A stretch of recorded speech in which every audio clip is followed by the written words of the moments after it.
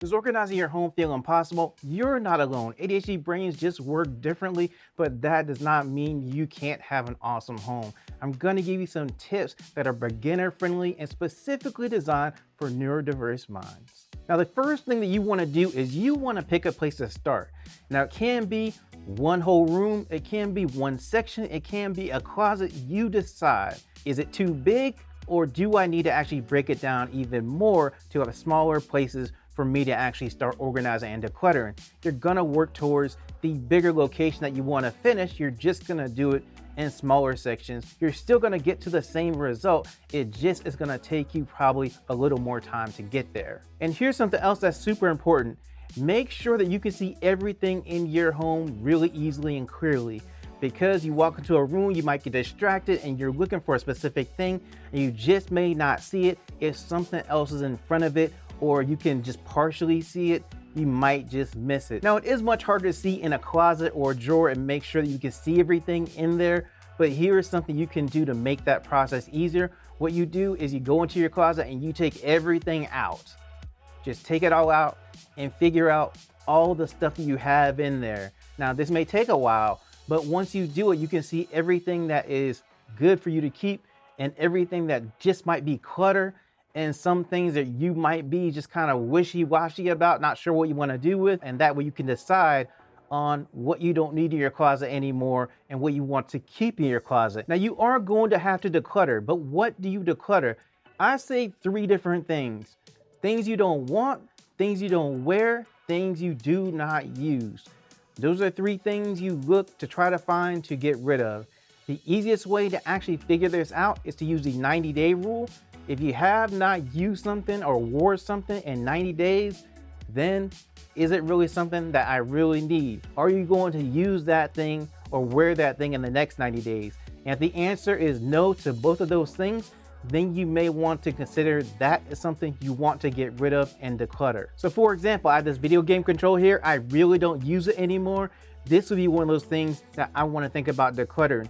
Now, something else you want to actually look at too is any items in there that are just in case items that you've been holding on to just in case I need it for this, or just in case I'm going to wear it for this occasion. Think about getting rid of those too, because all of those just in case items take up space in your closet and in your home, and that can be a real issue. And this is really important. Every item in your home needs a designated place in your home. If you see it out of that place and you pick it up, you take it right back to that place. This is going to help keep your home clutter-free. If you do not have a spot for something, then you may want to think about, do I need to get rid of this thing? Do I really need it? Because you don't want to just leave it out and then that becomes clutter. And then if you do want to actually keep that thing, then you need to figure out what you're actually going to get rid of to make room for this thing so it has a place. Now, here's something else you need to do. You need to create space in your home. And the way you do that is you actually take advantage of all that space you have on your wall. And that's called your vertical space. And how you take advantage of it is you add shelves on there. You add hooks on there. You actually take some organization storage boxes, the boxes that have no front to them, and then you stack those up. And that's gonna give you extra places to actually put things. And when you do that, you're going to free up space everywhere else in your home, and that's going to make your home look less cluttered. So you need to take advantage of that space because it's just sitting there generally unused, but it is a very valuable place to actually create some extra space. Now, if you're enjoying the content and getting value out of the content, click the subscribe button for me. Now, the next thing that you need to do is have a place for entertainment and relaxation in your home. Just set up a space for you to have that, because there's going to be times when you need a break, and especially with ADHD, when you're doing something that requires focus, requires you to be actually doing something for a long period of time, you need to schedule in breaks at some point.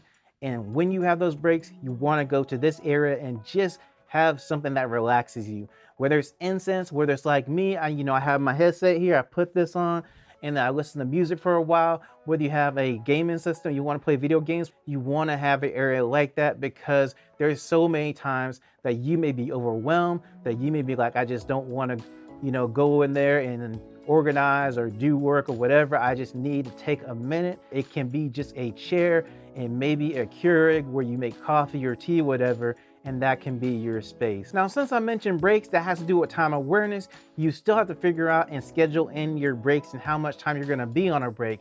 And so you need to have a lot of clocks and alarms and stuff, or you need to have something like this, which is a timer. This is a time timer. It's a visual timer, and it's really nice because what you do is you actually just turn it, and now you can see right here on the time timer, that is all one color. And then as the time goes down, you'll see that the color disappears, which is really nice. And this one does 60 minutes. So this is great for if you have to do something for an hour, you can just set it for whatever time you need to set it to.